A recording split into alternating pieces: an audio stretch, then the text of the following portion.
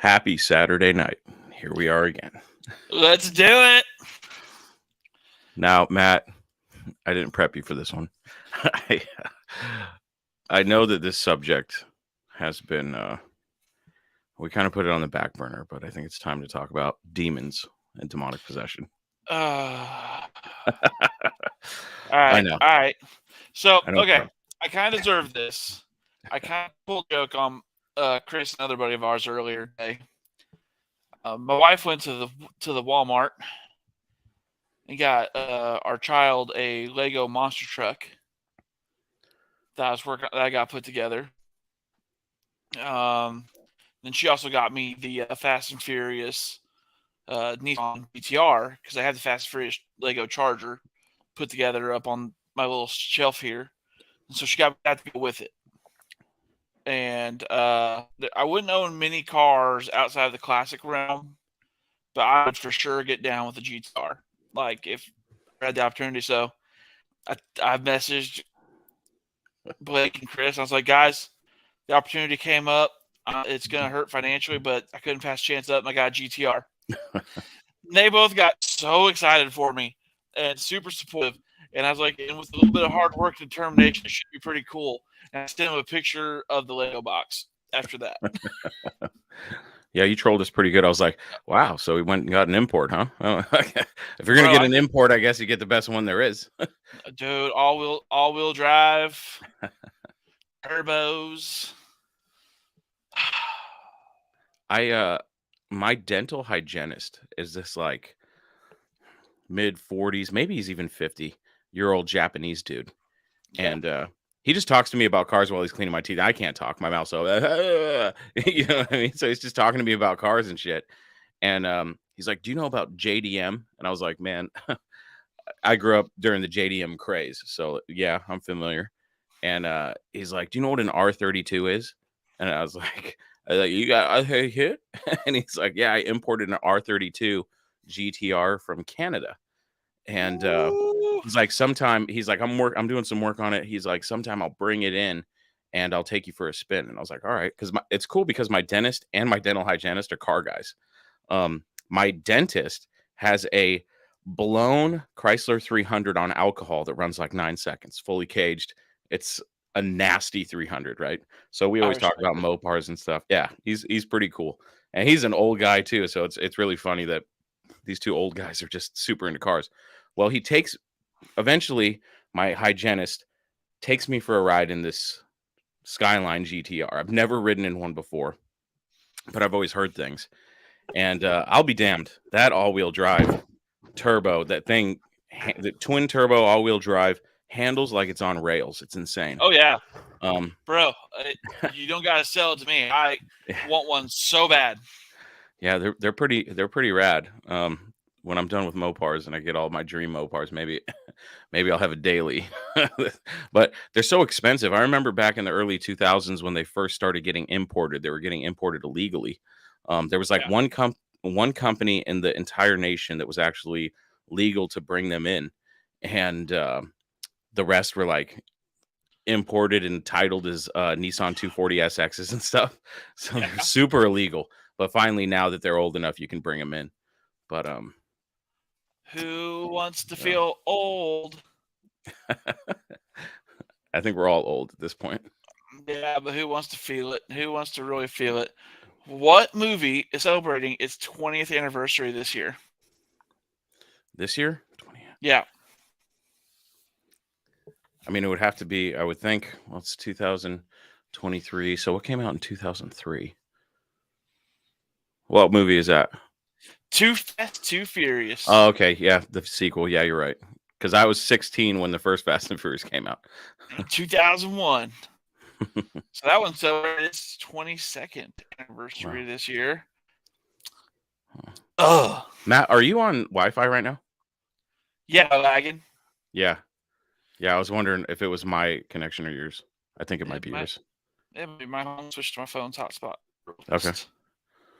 So while Matt's doing that, like I was saying, this subject is one where the question is, if you talk about demons and demonic possession, and you acknowledge that you believe it exists, essentially believing in it.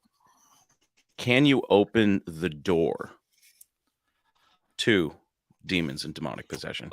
La la la la. I'm not I sure. tried to change the subject.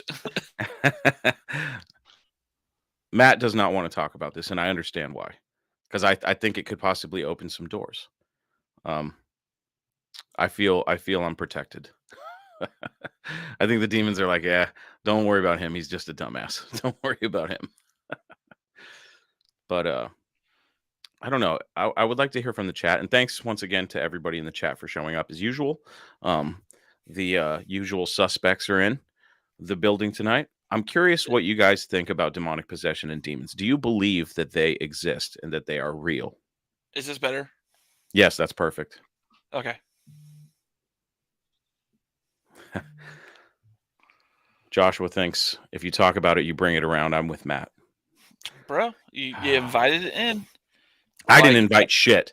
Hey, demons, I'm not inviting you to shit. You're not invited to my birthday. You're not invited to my anniversary. You're not invited to shit. I'm just talking about you. I'm talking about you, not to you. Mind your business.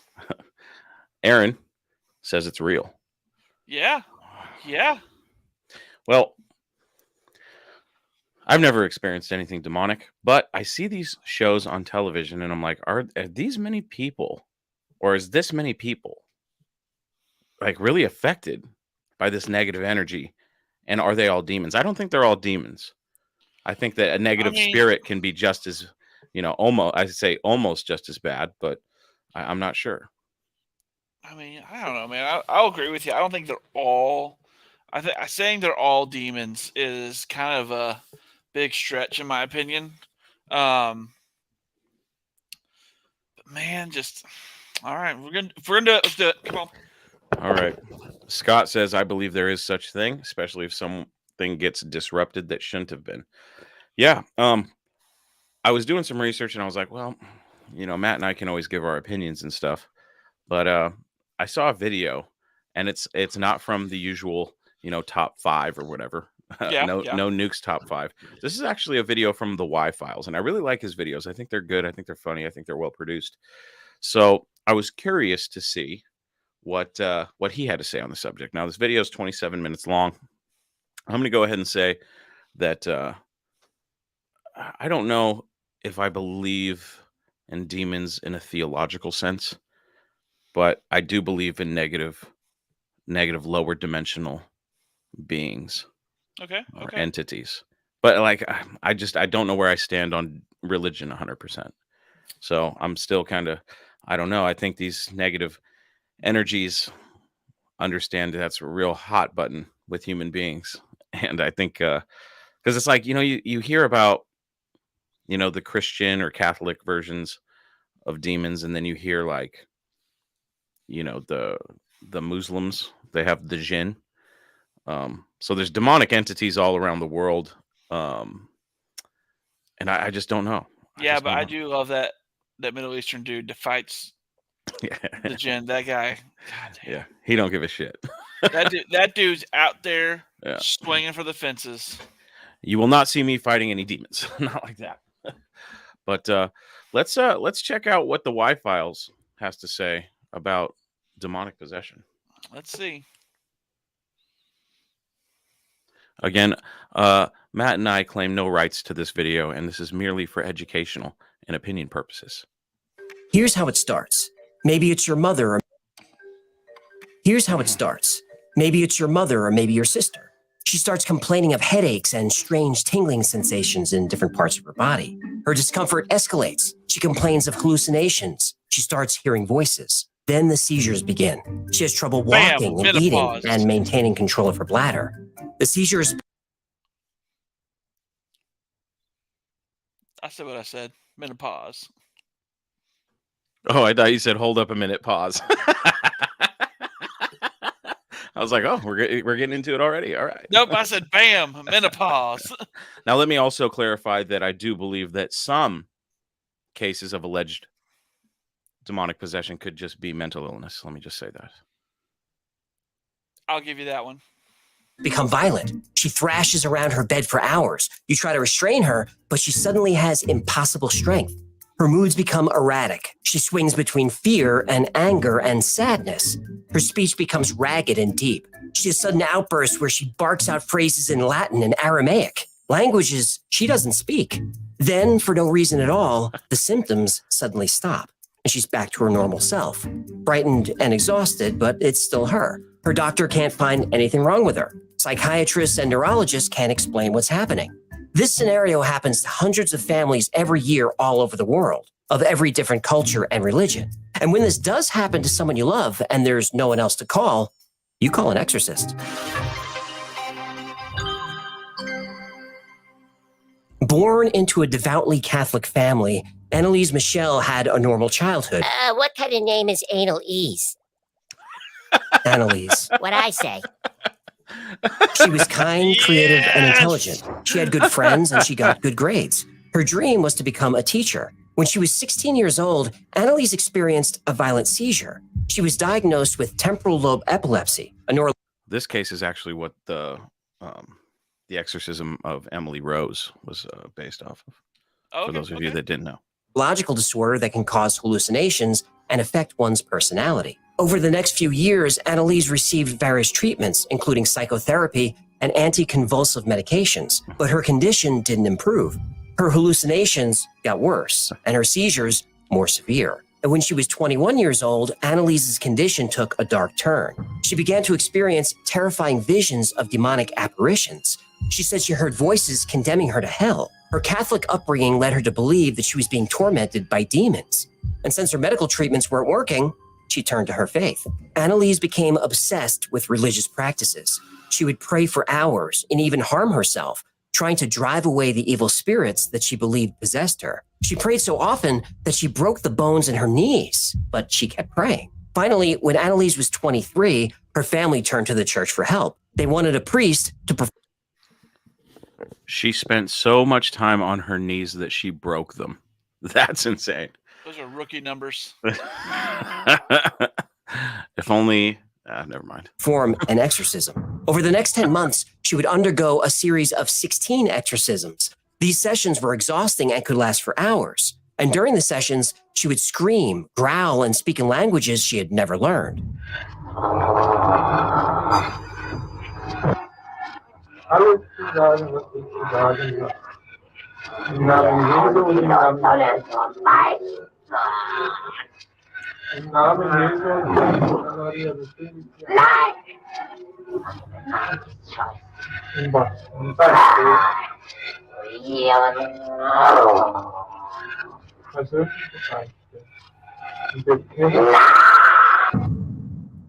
She would physically harm herself, breaking her own bones and tearing her own flesh. She would attack other people in the room. She also suddenly had superhuman strength. Sometimes she would throw people across the room. When 5 people could no longer restrain her, she was tied to her bed. When she broke her restraints, she was chained. Her body deteriorated rapidly. She said the demons wouldn't allow her to eat, though she would occasionally eat spiders and bugs crawling around her room. Eventually, her body couldn't take anymore, and she passed away when she was only 23 years old. She weighed less than 70 pounds, and the official cause of death was malnutrition and dehydration. In the aftermath of her death, Annalise's story became the subject of intense debate. The mainstream view is that Annalise had been the victim of a gross failure of the medical and religious establishments. Her family and the priests were actually convicted of negligence and abuse, though they didn't serve any time. And this case was the inspiration for the film The Exorcism of Emily Rose. And now there are lots of films about exorcism, but just a few years ago, the church avoided talking about them or denied they ever happened. But one movie would change all that. An exorcism would go mainstream. From the novel that had long been on the bestseller lists and directed by the man who had brought the French Connection to the screen, The Exorcist had long been awaited, Still one of the widely speculated creepiest upon, and anxiously anticipated. songs. But There no it is. one, no matter how close or deeply involved in the film, could possibly have anticipated what was to happen. When The Exorcist was released in 1973, it was a phenomenon. People lined up for hours to see it. It ended up being one of the highest grossing films of all time. Exorcism was now mainstream. And The Exorcist is still considered one of the scariest films of all time. And one of the reasons for this is its realism. The film is based on a novel by William Blatty, but his novel is actually based on real events. Blatty read about a boy who underwent several exorcisms in 1949. And for years, the boy was known as Roland Doe, or sometimes Robbie Mannheim. But we now know his real name was Ronald Hunkler. When Ronald was 13, he was devastated by the recent loss of his aunt. She taught him many things, including how to use a Ouija board. And not long after his aunt's death, Hunkler started experiencing paranormal activity, like knocking and scratching sounds from behind his bedroom walls. Water would drip from pipes into his room, though no leaks were found. But the worst event Ronald experienced was his bed suddenly moving across the room. Ronald's parents called on every expert they could find, doctors, psychiatrists, psychologists. They couldn't find anything wrong. Out of options, their minister suggested that the Hunklers contact an exorcist. With permission from the Catholic Church, Father E. Albert performed his first exorcism on Ronald in February of 1949, but it would be cut short. Even though Ronald was strapped to his bed, he broke off a piece of his mattress spring and slashed the priest across his shoulder. A few days later, scratch marks appeared all over Ronald's body. One set of scratches spelled the word Louis, which Ronald's mother took as a sign to seek help in St. Louis. And several more priests and assistants tried to help Ronald. Witnesses reported seeing scratches appear on Ronald's body, and they saw his bed move on its own. More and more scratches appeared on Ronald. And despite multiple exorcisms, nothing worked. He was getting worse. He was more aggressive. And then he started urinating on his bed and around the room. Finally, Ronald Hunkler was admitted to the Alexian Brothers Hospital in St. Louis. And after a month of violent tantrums of screaming and cursing Latin phrases, a priest called on St. Michael to expel Satan from Ronald's body. 7 minutes later, Ronald came out of his trance and said he's gone. Ronald Hunkler went on to lead a normal life. In fact, he became a NASA engineer who worked on the Apollo and space shuttle missions. His identity was kept secret for years. A friend said he lived in a state of constant worry that his coworkers would find out that he was the boy who inspired The Exorcist. Ronald Hunkler retired from NASA in 2001 and passed away peacefully in 2020. And in the years since the movie was released, the number of possessions has increased, as has the number of exorcisms. One of the most famous and scariest cases happened just a few years ago. And like so many stories like this, it all started with flies. In 2011, LaToya Ammons, along with her 3 children, moved into a house on a quiet street in Gary, Indiana. Okay. This is the demon house. Yeah. There was at Zach Bagans' Haunted Museum, the staircase, the door, and the dirt from the basement floor where supposedly some rituals were taking place was in there. And I didn't feel shit looking at it, so I don't know. But Zach bought the house and it was destroyed. You watched a documentary on it? Yeah, I thought it was pretty good. Dude, it's wild shit. Some wild shit, yeah, for sure. But yeah, I thought it was definitely creepy to see that shit, you know, because this case, I'm sure he's going to go into it, but real quick, this case, social workers, police, I think paramedics, and public service people actually witnessed one of the children walk backwards up a wall. You know, these are people like their careers are on the line if you're saying crazy shit like that. So it's very, very interesting, very compelling. Let's see if he gets into that. I can't imagine he wouldn't. In December of that year, despite the Indiana cold, her porch was infested with black flies. No matter how many they Pause it, back up just a little bit. Okay, stop. Hit play. Ammons, along with her 3 children, moved into a house on a quiet street in Gary, Indiana. In December of that year, despite the Indiana cold... Fuck that creepy ass kid right there. Whoa. Wow. Yeah. Like, I want to punch that kid in the face for trying to be such a little creeper. Yeah. Yeah, if you could have fooled me and I would have I thought it was a shadow person, but clearly. I mean, it could be a tiny little shadow person, but god dang. I think it's an African-American boy. I'm not trying to say anything. I would have thought it was a shadow person, but I know that the family was African-American. Oh yeah, so. No, they were. But I mean, punch that kid right in the face. Get him out of that door. Yeah, definitely. Hey, why don't you stand in front of the door and look creepy while we take a picture? Yeah, that's not cool, dude. Cold. Her porch was infested with black flies. What? I'm gonna fill that whole front porch with uppercut. Just No matter how many they killed, they kept coming back.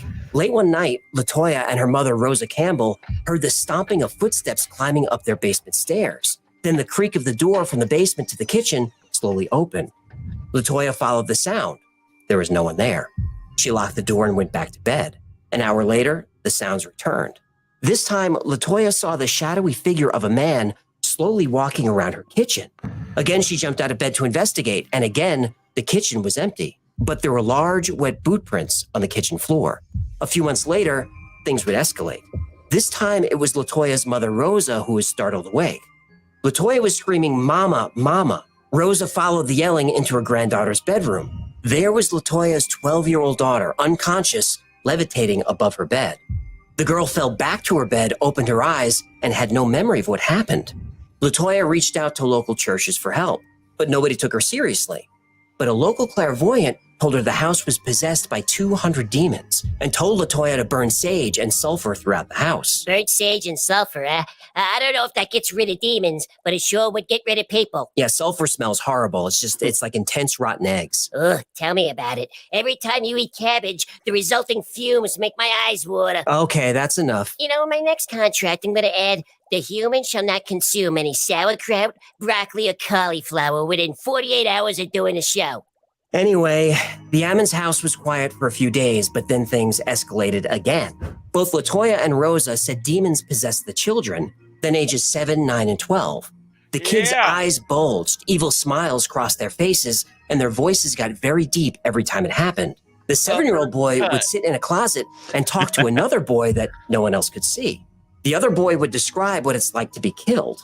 And once, the 7-year-old flew out of the bathroom like he'd been thrown. The 12-year-old told doctors that she sometimes feels like she's being choked and held down where she couldn't speak or move. She then heard a voice say that she'd never see her family again and wouldn't live another 20 minutes. Now, for skeptics, this story might sound far-fetched, but all this information is from official police reports written by 2 veteran officers who became believers. Still, no matter what you believe, the best course of action in a situation like this is to see a doctor and get actual medical care, which the family did. And somehow, in front of medically trained witnesses, things got even worse.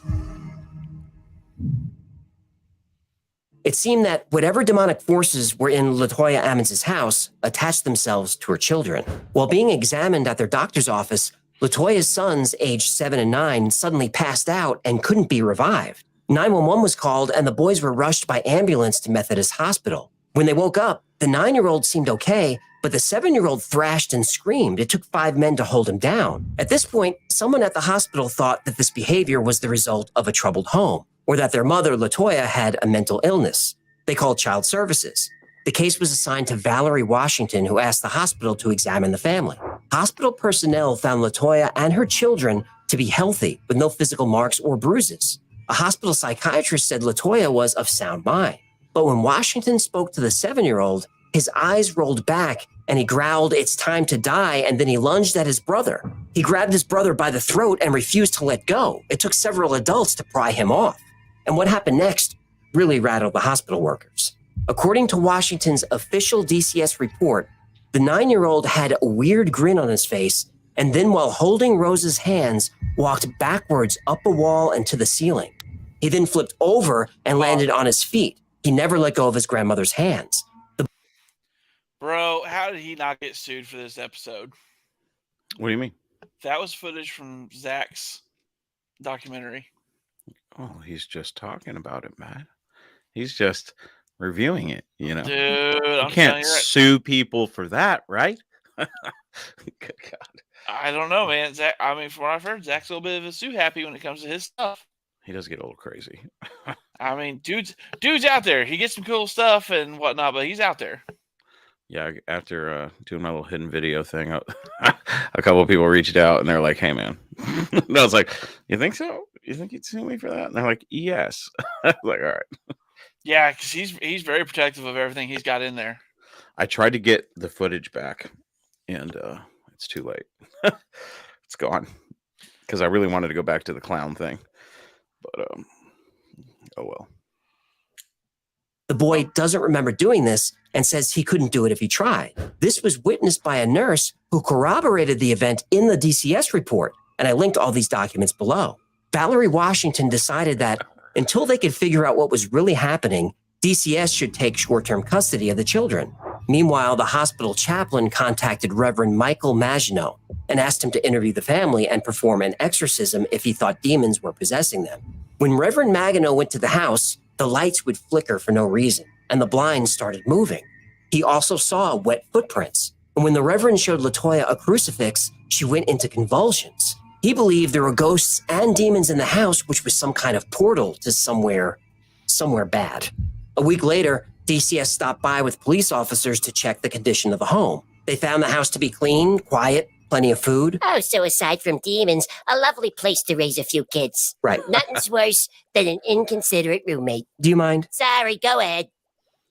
Captain Charles Austin, a 36-year veteran of the Gary Police Department, didn't believe in demons when he entered the house, but he did by the time he left. While at the home, one of the officer's audio recorders died, even though it had fresh batteries.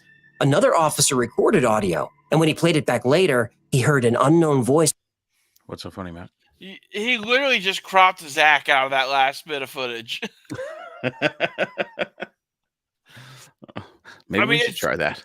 It's good stuff, but yeah, I mean, he literally, you saw the hat. That was Zach. Oh man. Well, if he's not getting sued, I don't think we have anything to worry about, right? I think we're okay. Whisper, hey.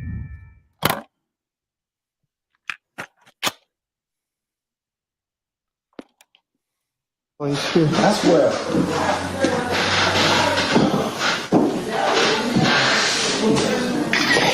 I'm surprised. The officers took photos of the house and saw ghostly figures in the images. Captain Austin took a photo with his phone that showed the silhouette of a person who wasn't there. Captain Austin's police radio stopped working. His garage door stopped working. The electronics in his personal car stopped working, even though mechanically, all of these things were perfectly fine. And this is all documented in an official police report. Captain Austin said he investigated some of the most heinous crimes imaginable, but there was no way he'd spend a night alone in that house. Finally, Reverend Maginot performed a series of exorcisms on LaToya and the house. After the third session, the house was clean. Child Services returned the children to the home under the stipulation that there would be no further talk of demons or possession. The strange activity stopped, and LaToya Ammons moved out of the home about a year later. And various other tenants lived there until it was finally purchased by Zach Bagans. Zach who? He's the host of Ghost Adventures. Oh yeah, the Ghost Bro. That's him.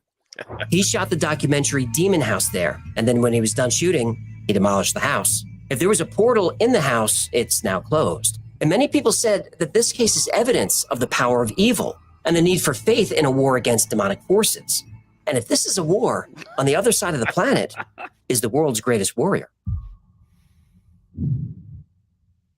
Father Gabriele Amort, a Catholic priest and exorcist, could be described as a war hero in the battle against evil. Father Amort fearlessly battled thousands of demonic forces that threatened to harm the souls of the faithful. And for over 30 years, he was the Vatican's chief exorcist, which is a real title of a real job in the church. Well, that's one hell of a business card. It sure is. Father Amort.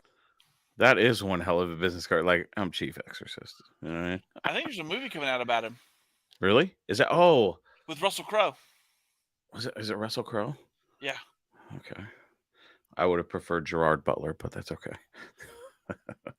Bro, Gerard Butler's been kind of quiet lately. He's only been doing those White House Down or whatever, and he's done Calling, and yeah, he's done a couple good. I don't know why. You ask my wife. I've been watching a lot of Gerard Butler movies. I don't know why. I'm just on a kick. Sometimes first it was Liam Neeson. I went through all his, and then I just went through all Gerard's. I don't know. I have this weird thing with like Jason Statham, like all the guys that have done like several B-rated action movies. Yeah. I don't know. They're entertaining to me. So I'm late to the party, but I've been watching Arrested Development. Never watched it before. Oh, neither have I. Is it good? Yes, but I can also see why it got canceled. Oh, really? I thought you were going to say John Wick or something. I was going to be like, man, I'm going to have to take a warm hand to your face if you have not watched John Wick. Oh, no, I've seen John Wick. I haven't seen the newest one, but I've seen John Wick. Neither have I. I really want to see it. I heard it's good. I want to see the Mario movie real bad. I heard that's pretty good. 2 dads that I know that have went and gone and seen it both said, "Oh, it was a great movie." I fell asleep and I was snoring and shit, but it was a good movie. I was like, "Oh, you didn't even see it." And you didn't see shit. Yeah, I heard it was good though, entertaining. Mort performed thousands of exorcisms over his career and wrote several books on the subject. He believed that demonic possession was a real phenomenon and that the devil was actively working to destroy the faith of believers. In the movie The Pope's Exorcist, Russell Crowe plays Father Amort, and the cases shown in the film are taken directly from Father Amort's own writing. The movie is part horror, part Da Vinci Code, and part Indiana Jones. It includes a great storyline about a Vatican cover-up. Just one Vatican cover-up? Ooh, what about the other 10,000? Baby steps. If you're into exorcisms or supernatural thrillers, definitely check it out. Now, Father Amort exorcised thousands of demons from hundreds of people during his 30 years as chief exorcist. Now, that might sound like he's exorcising everyone who walks through the door, but that couldn't be further from the truth. Before someone could even be considered for an exorcism, they're required to see a physical doctor and a psychiatrist. Father Amort said that less than half of 1% of people who contacted him are actually possessed. Now, call me crazy. This guy looks evil as fuck. I don't know. Maybe, I mean, like, yeah. I mean, come on. This guy looks evil as shit. Just look at him. They're required to see a physical doctor and a psychiatrist. Father Amort Look said at that. Look at that shit. Am I trusting that guy? No. Not at all. I'd be like, are you putting a demon in here? For sure, don't put a demon in me, sir. less than half of 1% of people who contacted him are actually possessed. And he would whittle that number down further. He had a few techniques that allowed him to tell if someone was truly possessed. One of these was to have the possessed person close their eyes. Then he would bring a holy object like a crucifix near them to see if they react. What an amazing infiltration by Satan to infiltrate and possess the chief exorcist. Right? Wow. You know what I mean? Scott said that and I was like, holy shit, what if he is possessed and part of his game? You know, it's like, I'm exercising these demons. I don't know. Exercise these demons, shut the fuck up and do it, get quiet. Yeah. If they did, he knew he was dealing with a true demonic possession.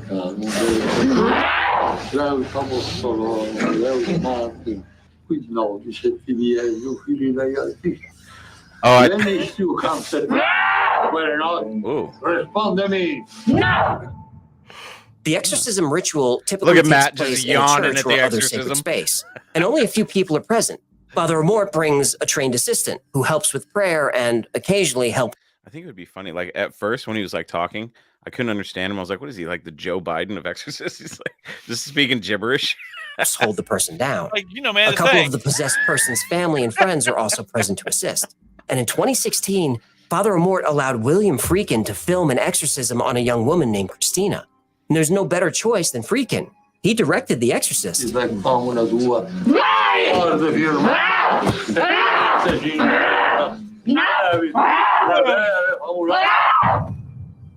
The exorcism ritual itself is highly structured and involves a lot of steps that Now, with the Annalise audio, you know, it sounded like just a girl acting weird. That audio right there, if real, you can almost hear 2 vocal cords going at the same time.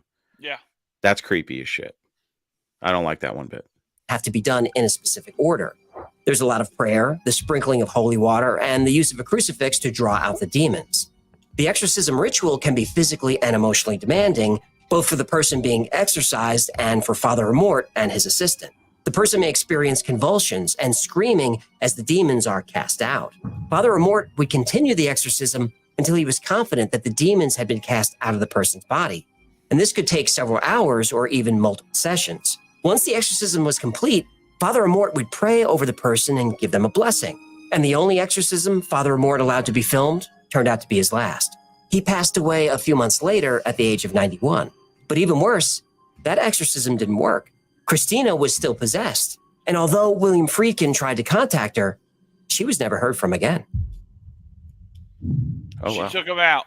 Exorcism is usually connected to the Catholic Church, But the concept goes back thousands of years to the beginning of civilization. Ancient Babylonians believed that demons or evil spirits were responsible for illnesses as well as natural disasters. Exorcism rituals were done to drive these entities out and restore balance to the world. And the process of exorcism in ancient Babylon was complex and dangerous. The exorcist would draw a circle around the possessed person, creating a barrier between them and the demon. He would then recite special incantations, and around the circle, sprinkle various substances like salt and herbs. And for a Isn't it interesting that he was holding a goat? Like, I know they're pretty common animals over there, but that's kind of like, that's Baphomet-ish to me. Like, that's creepy. Creating a barrier between them and the demon. He would then recite that right there, that's creepy to me. I don't know. Special incantations. Well, I mean, you know those guys and are around aliens, the circle, right? sprinkle various substances like... What's that, Matt? I said, you know those guys are aliens, right? I'm just saying. Yeah, the ancient aliens. Yeah. Salt and herbs. And for especially evil demons, an animal like a goat or a chicken would have to be sacrificed. Salt and herbs and a dead chicken? That doesn't sound like a ritual. It sounds like a delicious recipe. You're killing me, pal. Well, I'm sorry. I skipped lunch and you tell me exorcisms use 11 herbs and spices on chicken. What do you expect? By the way, you and Colonel Sanders make demons sound finger-licking good. That was not my intention. Now I know why the chicken's so addicting. It's seasoned with evil. If you just let me get through this, we'll grab lunch. Chicken bucket from KFC? Is that even a question at this point? Ancient Egyptians also used exorcism to ward off evil spirits. And one of the most common methods involved the use of a magic spell called a heka. And this was performed by a priest who would recite a series of incantations and make offerings to the gods. The priest would then place his hands on the afflicted person's head and command the evil spirit to leave the body. The person would then be given amulets to wear as protection against future attacks. And in the early days of Christianity, exorcism was an essential part of the faith. The early church believed that demons were the cause of many physical and mental illnesses, and that the only way to cure these afflictions was through exorcism. During the Middle Ages, exorcism became even more popular. The church saw it as a way to combat heresy and protect its followers from the devil's influence. Exorcism reached its peak during the Renaissance when the witch trials were at their height. Many people believed that witches were in league with the devil and that exorcism was the only way to rid them of their evil influence. The practice started to decline during the Age of Enlightenment when people started to question the church's authority. Many scientists and philosophers saw exorcism as a superstitious practice with no scientific basis. The church responded by downplaying the importance of exorcism and focusing on other aspects of the faith. But exorcism did not disappear completely. It continued to be practiced in many parts of the world, especially in areas where traditional beliefs were still strong. Thanks to film and pop culture and the state of the world, there have never been more exorcists or exorcisms in history. And now, in the age of social media, that number is on the rise once again. Exorcism has been practiced in some form throughout all of history. It was probably the earliest form of psychotherapy. Hippocrates, the father of Western medicine, started out as an exorcist. But is it real? Well, it depends on your beliefs and what we consider real. Do you believe demons are real? If you believe they are and you believe you're possessed, then exorcism could certainly be a real solution. But if you are cured, were demons really exorcised from your body? Or do you just believe they were because you believe in demons? It's hard to say. Trying to explain possession as non-supernatural has been a struggle for medical professionals for a long time. People claiming to be possessed show symptoms of epilepsy, schizophrenia, multiple personality disorder, dissociative identity disorder, bipolar disorder, and many other conditions. But the medications and therapy commonly used to treat these illnesses often doesn't work, but sometimes exorcisms do. Possession is now recognized in the DSM. Specifically, it's possession trance disorder, or PTD, but it's a pretty new addition. So modern mainstream doctors don't think we're dealing with demons, but they acknowledge there is something happening to some people that they can't quite explain. Often people who claim to be possessed come from very religious and very troubled homes. Many times the possessed are children acting out or trying to please religious parents. For instance, Ronald Hunkler, the boy whose story kicked off the modern exorcism phase, he admitted he was faking. He said he was a bad kid acting out against his mother, who was very religious. Annalise Michel's parents were extremely religious, and they raised their daughter to be as well. If Annalise were suffering from schizophrenia or multiple personality disorder, this could have manifested as possession. something she was raised to believe was real. And remember, Annalise was diagnosed with epilepsy. She was also prescribed antipsychotics. When she stopped taking her meds, her episodes got worse. Now, the faithful will say these conditions were caused by the demons possessing her. Skeptics will say she was simply mentally ill, and the possession was just a manifestation of her strongly held religious beliefs. But nobody can say for sure. LaToya Ammons is also very religious and extremely superstitious. Where most people would consult family, friends, or a therapist for advice, she would consult psychics. Her children were raised believing that possession was real, and they may have used it to their advantage. It's well documented that over several years, her children missed a lot of school. The reason they couldn't go to school? They were possessed. Were they faking it to stay out of school? Who can say? Also, at the time the possession started, LaToya Ammons was behind on her rent, and she said she couldn't pay because demons. And if you follow this channel, you know that this isn't the first time someone behind on their rent claimed it was demons or ghosts. The owner of the house said no tenants who lived in the house reported anything strange, both before and after LaToya lived there. Yeah, but what about Zach the Ghost Bro and the Ghost Hunters? Yeah, nothing on that show is real, but it's fun to watch. But he destroyed the house to close the portal. Well, maybe. Or he demolished the house to generate some buzz for his documentary about the house. And knocking the house down, that created some buzz. Now, Inside Edition with Deborah Norville. That portal to hell house that we've been telling you about in Gary, Indiana, where so many eerie things are said to have happened, has just been sold.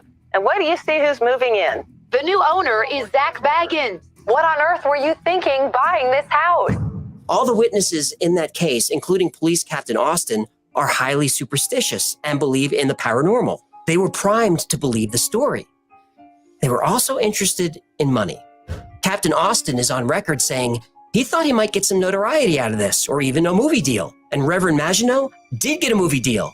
He signed an agreement with Evergreen Media, the company that produced the Conjuring movies, which is perfect because the Conjuring movies are based on stories told by people seeking fame and fortune. There's no truth behind them.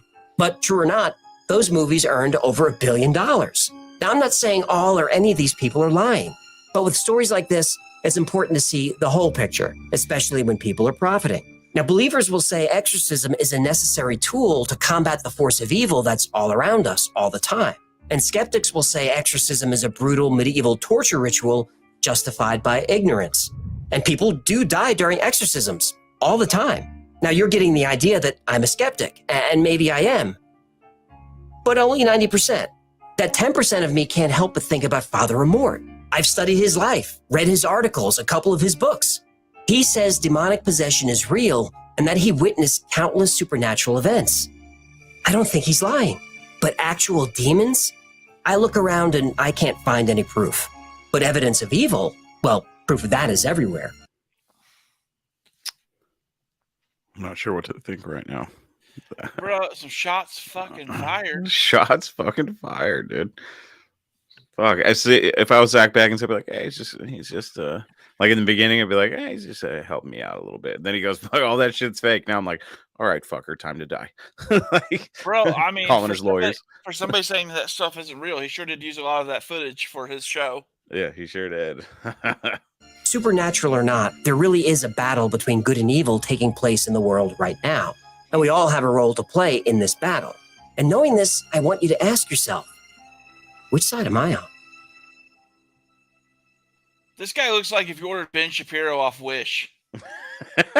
Thank you so much for hanging out with us today. My name is AJ. You know Hecklefish. Ciao, Bella. This has been the Y-Files, and if you had fun or learned anything, do Hecklefish a favor, like, comment, subscribe, share. That stuff is so helpful. And like most topics we cover on the... I'm sticking with what I said. Ben Shapiro off Wish. Okay.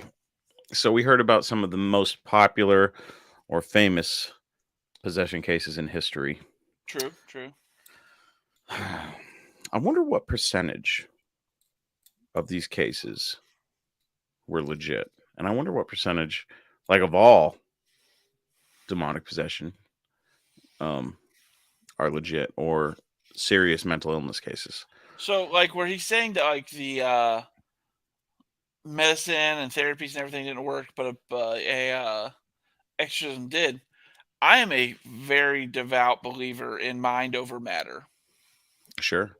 So if in your mind you think this exorcism cured you or displaced or kicked out whatever was making something wrong with you, if you believe it hard enough and you truly believe it, your mind is going to make your body behave.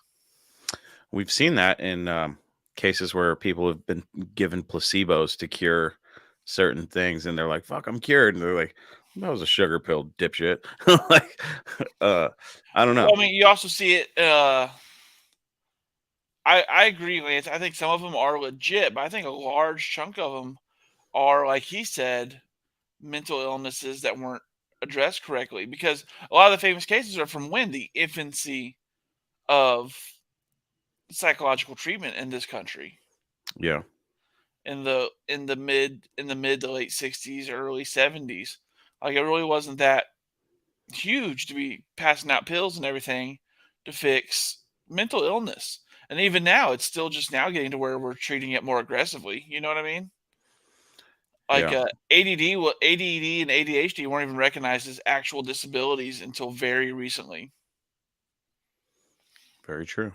So I mean, it just comes down to, I think a small portion of them are legit. I don't think there's thousands of demons and people possessed by demons running around. I think it's a lot of people get themselves so psyched out and believing that they're possessed by something, or they have something wrong with them, so it must be a demon. So I mean, it's just one of those things. I mean, look at law enforcement. Let's go this route. I'm talking about mind over matter. Look at law enforcement.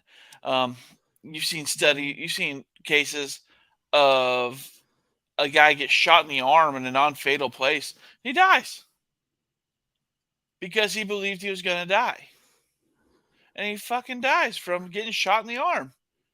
And you got guys to take 17 rounds throughout their body, and they have made their mind up they're going to live, and they survive. Yeah. It comes down to a mindset, and you have to believe in that mindset.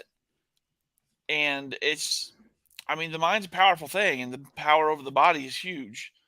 Do you know what a tulpa is? Off the top of my head, I do not, sir. Sometimes I think about these in certain cases like this, and I'm like, I wonder if it's one of these. A tulpa is a concept in theosophy, mysticism, and the paranormal of an object or being that is created through spiritual or mental powers, where if you believe something strong enough, that it could be true. Have you heard? So this is along the same lines of something I've heard about, where if something is feared enough, it becomes Reality. a spirit, or a demon, or something of power. Like Slender Man? Kind of like Slender Man. Yeah. Actually, it's exactly like Slender Man. What are those called? Thought forms? Is that what they are? I think so. I think so. But I mean, it's willing something into existence. It's like Freddy Krueger in that universe. The more he was feared, the more powerful he was. Yeah. Yeah, here we go. Thought forms and tulpas. That might be an interesting subject. Be a cool subject for sure. Yeah. The phrase of thought forms was developed by some lady and some dude in their 1905 book Thought Forms. Although the concept was present in earlier theosophical literature, blah blah blah. Basically, I was looking for a definition, but here's tulpa again. But yeah, if you think about something hard enough, and you could make it a reality. I know that someone, I can't remember where I read this, but somebody was like, yeah, Bigfoot, the Loch Ness Monster, Mothman, these cryptids that we've heard about are actually thought forms. But then you get the cases of people that don't believe in that shit and they actually see, and then they become believers. That's always interesting to me. Yeah. Yeah, I don't know. it's an interesting subject for sure. Yeah, I don't know how I feel about demons. You know what I mean? There was a period of time, and I'm still kind of on the fence where I was like, what if aliens are demons? Like sent to like I mean, sway our religious, you know what I mean? Oh, we're aliens. There can't be a god. You know what I mean? what the fuck just happened to your dog? Hold on a second. I'll be right back. Yeah. Oh, you know what? My wife's probably home. Don't worry, guys. My dogs freak the hell out when somebody comes home.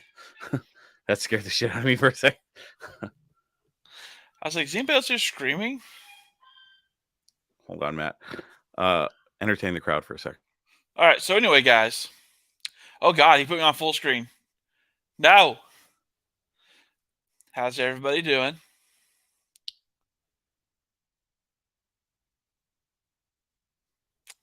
Good talk.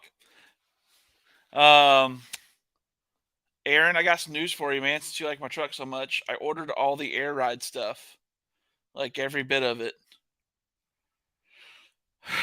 It was expensive. It's a puppy, Josh. So I mean, puppies always sound like they're dying when they get excited.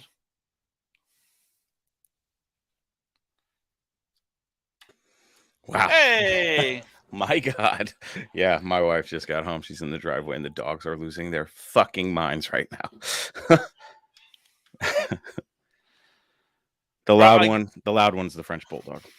Oh yes. So like you ever see the videos of like adorable little French bulldog puppies, and they're doing their little talk back thing and everything. Yeah. And everybody's like, "Aww." Yeah. Then you get this. And then you get that when they grow up, and I'm like, "Oh yeah, you think that's super cute? Here's in 2 years," and they're like, "Oh God." If no one's home and we come home and the garage door opens, we have a little French bulldog named Elroy. He starts screaming like that, and it sounds like somebody is stabbing him to death. And now our old English bulldog, Junie, now she has started doing the same shit. So, my bulldog doesn't even like acknowledge me coming into the house. like he just keeps. I mean, he's old as shit for a bulldog too. Yeah. Next time you're down, I'm just gonna send you in. Yeah, send me in. Good Lord. See how long it takes him to notice that it's not one of us that walked in. Yeah, they're not known to have the best sense of smell with that smashed face. Bro, he uses that nose though. Does he? Man, I've never seen a dog, especially one as fat as he is, so picky about what he puts in his mouth. He will inspect it and make sure it's okay. Oh man, and everything. But man, I'll tell you right now, like I had a Basset Hound and a German Shepherd same time as I had that dog. Yeah. You know, the two of the sniffiest dogs in the world. Those Yeah. motherfuckers never use their noses. This bulldog, he's like, that is funny. It's like, must be your upper lip, dude. Must be the upper lip. But no, man, he's like, he'll use that damn smell, that damn sniffer. Like Basset Hound and the German Shepherd, nope, they didn't give a shit in the mouth. Oh man. Well, I don't know. I think it's tough for me because this is where like I get super skeptical because I'm like, man, if the devil's out there and these demons are out there just possessing people at random, that's kind of scary shit. You know what I mean? I mean, for sure. You know, it reminds me of this. So when part of me is like, I think it's all bullshit. I think they're all mentally disabled. I think about this case that I've heard of, and it's when people mess with Ouija boards and they get, and they're people from different parts of the world, different areas and stuff, and they mess with the Ouija board, and the same entity comes through. Zozo. And I'm like, man, now are people aware of that and they're like fucking with their friends or what? But I don't think unless you really just watch a lot of paranormal stuff and study paranormal stuff, I don't think a lot of people know about Zozo. Yeah. But I mean, no, I mean every single time I've watched anything or heard anything about somebody fucking with a Ouija board, Zozo comes up. Now let me ask you this, Matt. Have you ever played with a Ouija board? Fuck no. Ever? Do you believe it opens doors? Yes. Okay. Bro, I'm not saying it's necessarily like a heaven or hell thing, Mhm. but there's definitely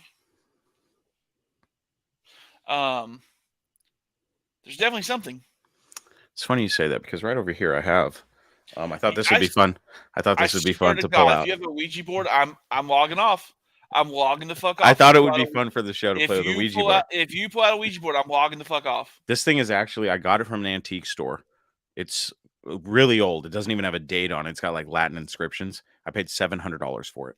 I'm just kidding. I don't have a Ouija board, guys. I'm not going to do that.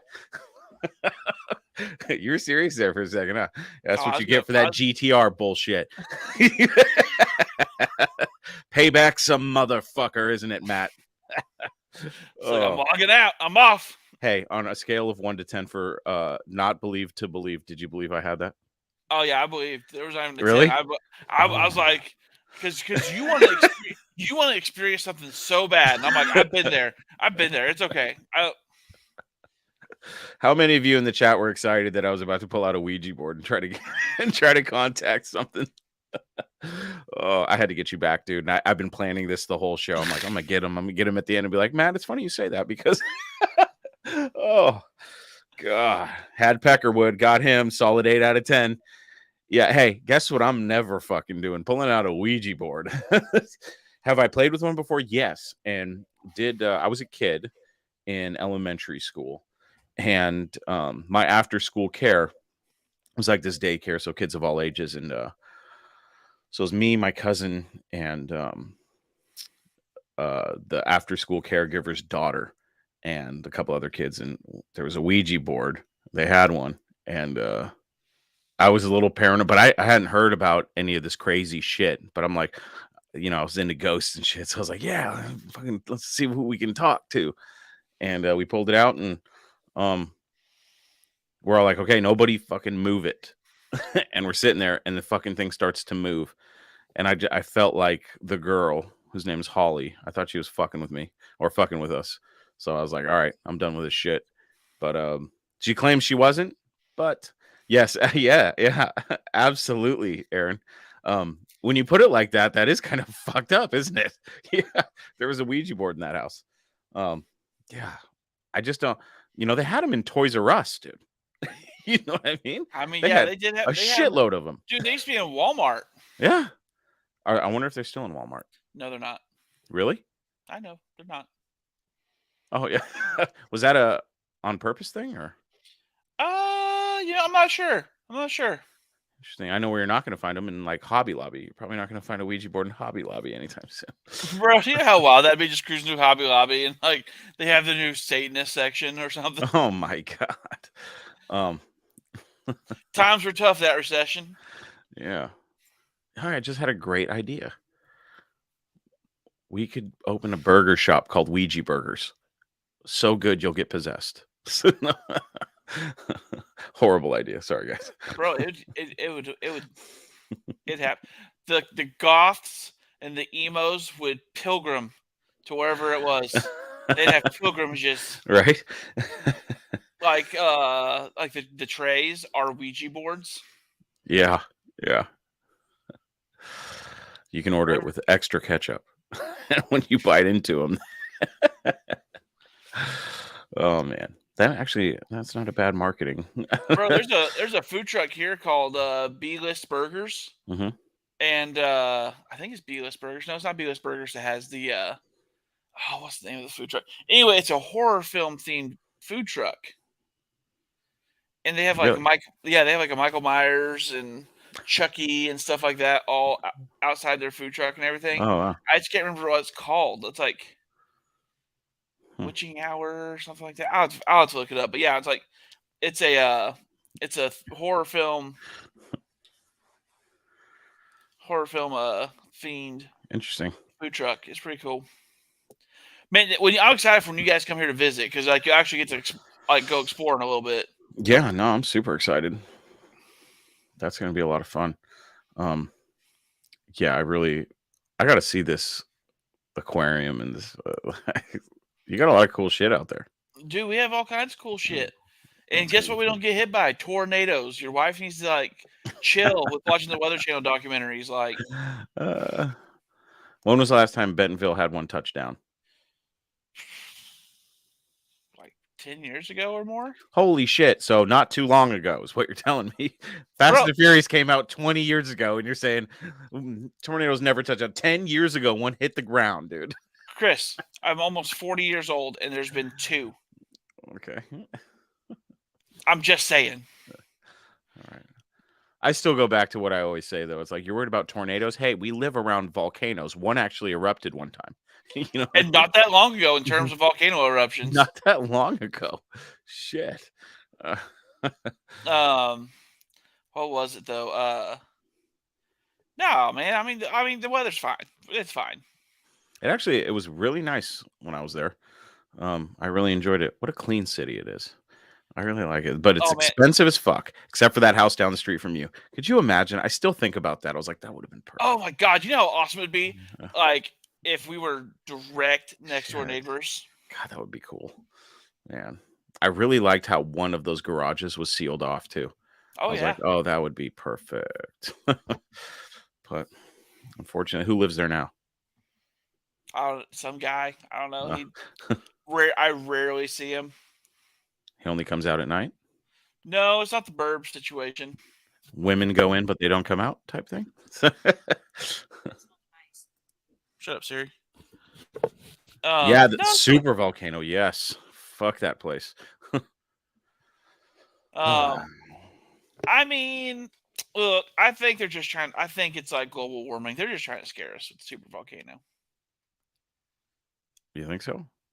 Probably not. I'm probably wrong, but still. I just watched a little mini documentary on YouTube a few nights ago that was talking about how the CIA is hiding the fact that they know that there's going to be a pole shift and that we're overdue. And that I know somebody said earlier in the chat talking about ancient civilizations and like, how did they put these structures together and shit.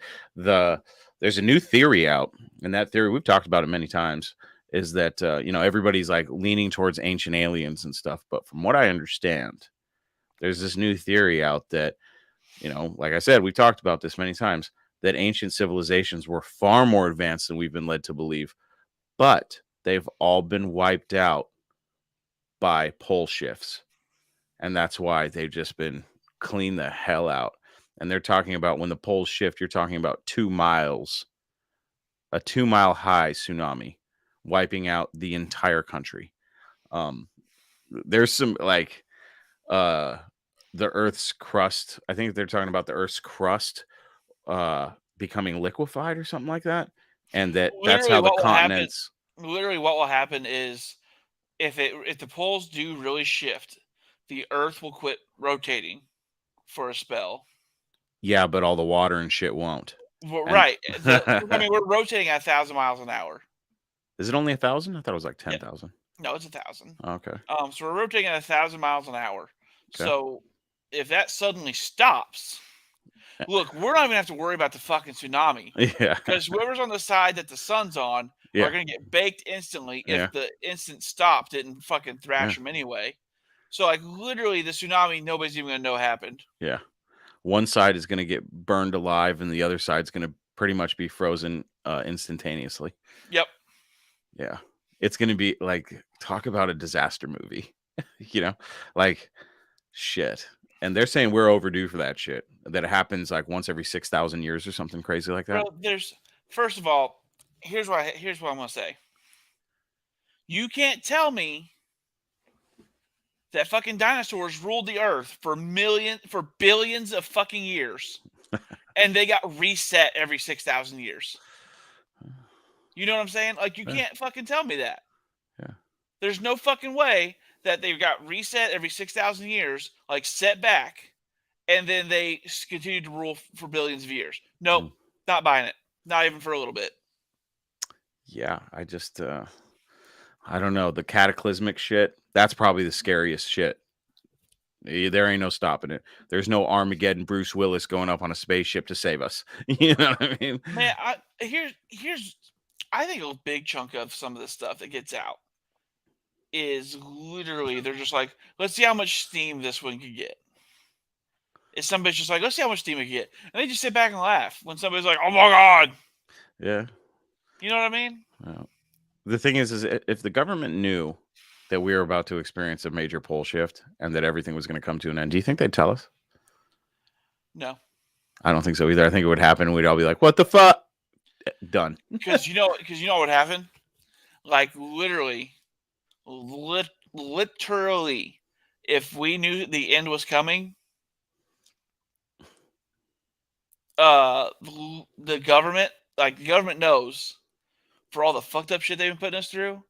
If they're like, well, guys, we did our best. Humanity's had a good run. Poles are about to shift. We're all going to die instantaneously. You got about 4 days. You know what happened? Every single politician that people have decided is crooked would be drugged from their homes. Do you think people would waste their last days on Earth doing that? Oh, I think they'd want revenge for all the bullshit we've been through let's look at it this way. Well, you know what? I could be wrong because, the CIA literally said, yeah, we took out JFK. And they even released a document showing it. So, and then hardly anybody said shit about it. So, fuck it. Nobody really cares anymore. There's like, it's another... Millennials in particular do not give a shit because we've been through how many world-ending catastrophes and recessions and everything else. It's like, change the channel. Yeah, no, you're right. I don't know. Like, if I knew the world was going to end, I don't know what I'd do. I joke around and like something that calms me down when somebody really pisses me off. Like at work, like I've had some customers just be real dick bags. And in the back of my head, I'm like, okay, have a nice day, sir. And in the back of my mind, I'm going, when the apocalypse comes, I'm robbing your ass first. like I'm thinking about like that calms me down. That brings me down a notch. And I'm like, I'm going to rob the shit out of you. I just honestly don't believe millennials care enough. At the same time, it's going to go one or two ways. Everybody's either just going to chill out and be like, I ain't going to fucking work, and just be with and try to spend as much time with their families. Yeah, 100%. Or it's going to be straight up the purge. Yeah, I would probably try to get everybody I know and love together just to have one last hurrah. You know what I mean? Yeah. It'd be tough. It'd be tough. God. Man, I hope that doesn't happen in our lifetime, dude. My God. No, you ain't kidding. But good. We're overdue. Where I live in the Northwest, we're overdue for a major shaker, dude. An earthquake is supposed to hit us hard, and if it does, we're fucked. I think if we had a big enough earthquake, I think it could, disturb some of these volcanoes, and I think we might see multiple natural disasters at once. How is your wife worried about the two tornadoes in my 40 years? And yet she's like, volcanoes, whatever. She watched Twister as a kid and is also a fan of The Wizard of Oz. Has she never seen the movie Volcano starring Tommy Lee Jones? No, but I believe she was there recently when I watched Dante's fucking Peak. That was a good one. That was a good one. It was based in Washington, too. Pierce Brosnan. Yeah, it's Mount St. Helens. Mm-hmm. Sarah Connor was in it. There's an acid lake and Grandma got burned up. Grandma got burnt up. You know what a fucking G though, that grandma. Yeah, she was a G. Sure. That grandma was a G. It's all screaming and shit. It's getting burned up. Still just pushing that boat. God. They're working on a Twister sequel. Oh no, really? Yeah. Huh. I wonder if that's going to be a pile of shit. I think it's going to be decent, man. I think it's going to be decent. I'm going to go in with high hopes. We can hope. But, all right. I think, so where are we at, Matt? Demons real or not real? Possibly. It's 1,000% maybe. 1,000% maybe. I'm gonna have to go with you. 1,000% maybe, leaning towards probably.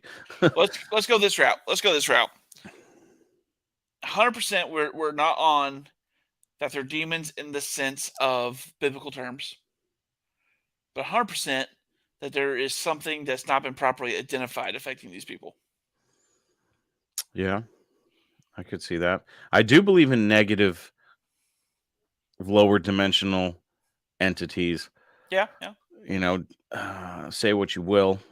I'm not willing to call them demons, but I don't know. I think there's something to it. Why they fuck with people? I mean, if it's even them, why they fuck with people like on a religious sense? I don't know. But Well, I mean, what better way to fuck with somebody than shake their core beliefs? yeah, if their beliefs are super like, I mean, what better way to mess with somebody Yeah. than attack what is their core central identity? yeah,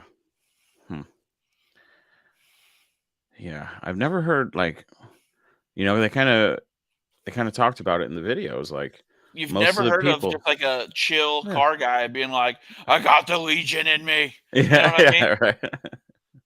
Tuning a carb one day, and then all of a sudden, I'm fucking walking up the wall backwards. Oh yeah. All right. So we've got a consensus that says they're real. So that's interesting. Yeah. Let's The Facebook page is open. Facebook page is open. You guys can post, can't you? You guys should be able to share and stuff. I mean, like I said, I'm not saying there's not something out there.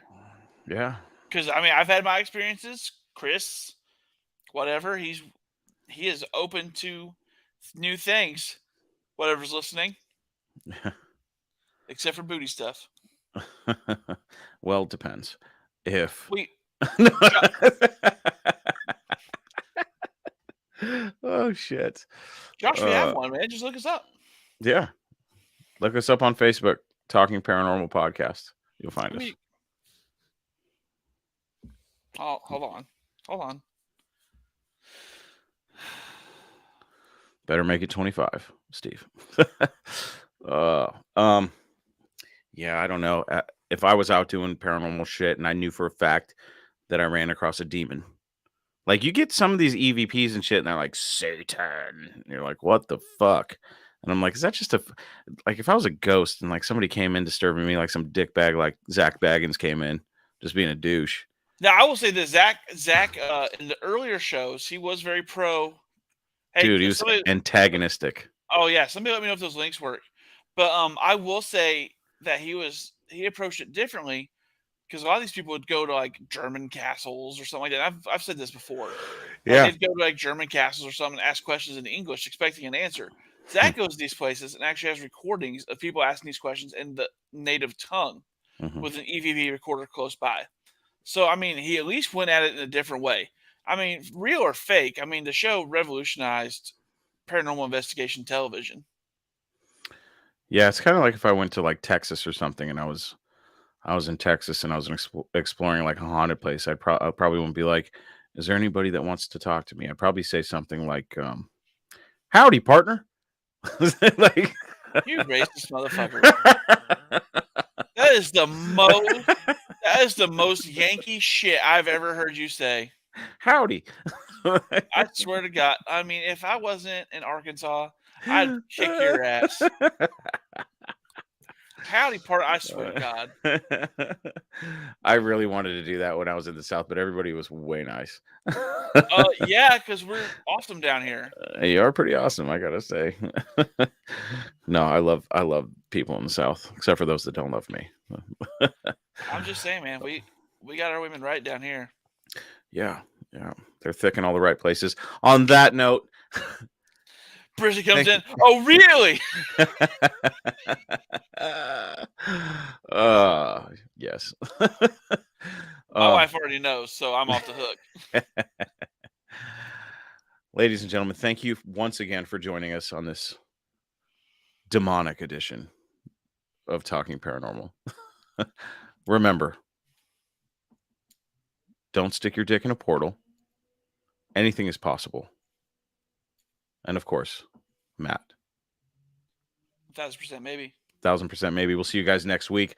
We have no idea what the show's going to be. This was just spontaneous for me. So we'll figure that out next week. Until then, boo.